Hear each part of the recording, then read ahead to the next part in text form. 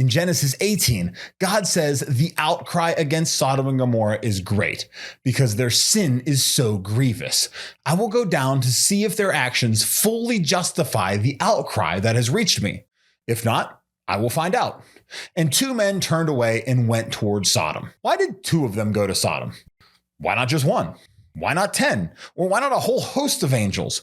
Why does God need to go investigate at all? Doesn't he already know what's happening there? Well, I think God explains it in Deuteronomy 17. In verse 6, we read, "On the testimony of 2 or 3 witnesses, a man shall be put to death, but he shall not be executed on the testimony of a single witness." The death penalty can only be enacted on the testimony of 2 witnesses. And rabbinic law clarified that these had to be eyewitnesses, not just hearsay. These witnesses had to actually see the crime being committed in order to enact the death penalty. Now, that doesn't mean that they couldn't penalize a person for a crime they didn't have 2 eyewitnesses. They just couldn't put them to death. This was certainly an effort to make sure that justice was just.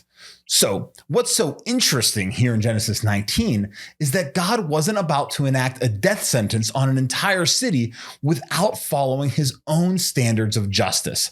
God's justice is always just. When the 2 angels arrive in Genesis 19, they're acting as divinely appointed witnesses.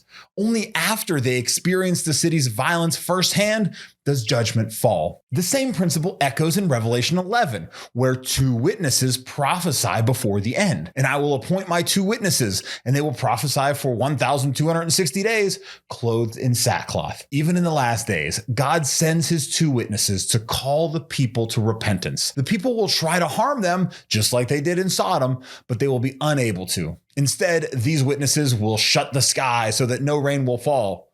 Sounds a lot like Elijah. "And will turn the waters into blood and strike the earth with every kind of plague." Sounds a lot like Moses. While these 2 witnesses in Revelation are not explicitly named, Moses and Elijah are the 2 guys that appear with Jesus on the Mount of Transfiguration, so I'm not saying it's going to be them, but I'm just saying that Moses and the prophets are pretty important witnesses before the last days. We need to remember that God is just. He gives warnings. He sends witnesses. No one can say they weren't told.